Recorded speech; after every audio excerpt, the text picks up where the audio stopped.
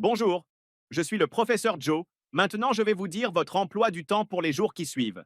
Lundi, vous commencez à 8 heures et vous terminez à 17 heures. Pas grave, c'est le premier jour de la semaine.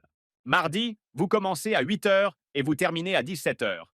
Mercredi, vous commencez à 8 heures et vous terminez à 19 heures. Ils pensent qu'on est qui, nous?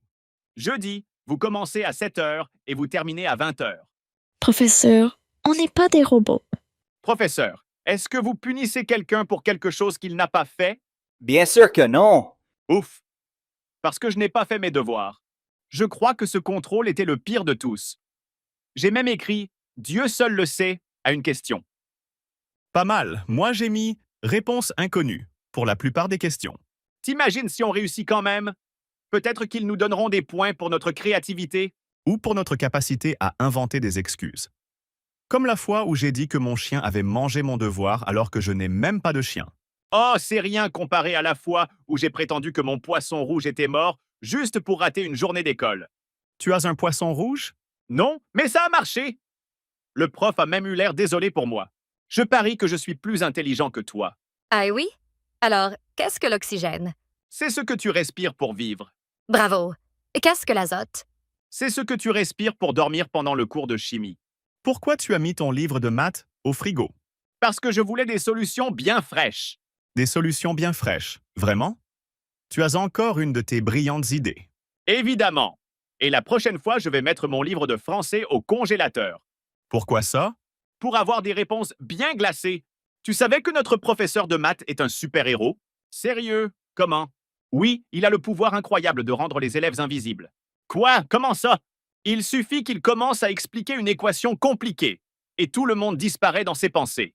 Alors, chérie, comment s'est passée ta journée à l'école? Génial, maman. J'ai une bonne nouvelle et une mauvaise nouvelle. Oh, vraiment? Commence par la bonne. La bonne nouvelle, c'est que j'ai survécu à une autre journée d'école. Et la mauvaise nouvelle? La mauvaise nouvelle, c'est que je suis le seul de la classe à avoir besoin d'une calculatrice pour additionner 4 plus 4. Eh bien, au moins, tu es unique en ton genre. Oui, et je suis sûr que dans quelques années, je deviendrai un génie de maths. Hé, Joe, pourquoi t'as emporté une échelle à la bibliothèque? Pour atteindre des connaissances plus élevées que tous mes camarades de classe ainsi que mes professeurs. Bonne chance. J'espère bien que ta technique te donnera un prix Nobel, pauvre con. Bon appétit, mon fils. Merci, papa. Tu sais, tout à l'heure, le maître il nous a envoyé les devoirs d'espagnol. Ah, vous faites de l'espagnol, là? Ça, vous avez commencé l'espagnol? Ouais, Ah, je connais l'espagnol. Ah, c'est facile, l'espagnol. c'est sûr. L'espagnol, c'est comme le français. Tu rajoutes, en fait, O et A à chaque fin de phrase. Bon, je t'explique. Par exemple, aujourd'hui, yo, je suis partita à l'école. Aujourd'hui, je suis partie à l'école. Tu vois, tu parles espagnol, c'est pas ouf, quand même. Par exemple, iero mangiara merguezo. Hier, je mangeais des merguez. Tu vois, tu parles espagnol. Non, mais l'espagnol, c'est... Vas-y, essaye, je suis sûr que tu parles bien espagnol. Ok. S'il te plaît, arrête de me prendre pour un imbécile.